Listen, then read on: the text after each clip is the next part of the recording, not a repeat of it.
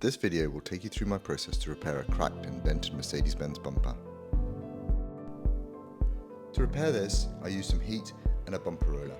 The tool that you'll see in a moment is great for getting the shape back into the bumper.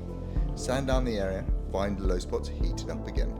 Push those low spots into high spots so you're getting the bumper level. Repeat the process. Now I can address the cracked areas. I die grind these out.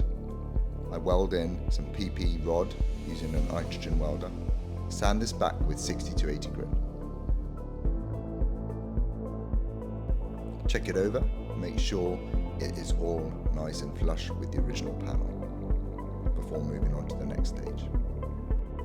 To make it perfect, it will need a slight skim of filler, so I like to use a flexible plastic putty or filler. I apply this using the Collad flexible spreader.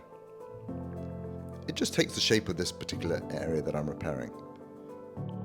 Cure it off, sand it back with 180 and 240, apply some primer, cure that with my UV gun, apply some guide coat just to check for any high or low spots. I prep my bumper with Kovac Super Azalex 600. I put my colour on using the Segola Mini Extreme of 1.2 with the aqua nozzle, flashing this off between coats. Between each paint section, I'll always tack down the panel. I also use the iron star to neutralise any static buildup that might have been created. I'll now apply 2 coats of Octral C401. It's a 3-to-1 mix. The gun I'm using is the Segola 4600 Extreme.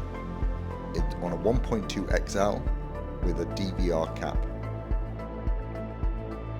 My setup for this gun is 2.5 to 3 fluid turns out, full fan at 2 bar pressure or 29 psi.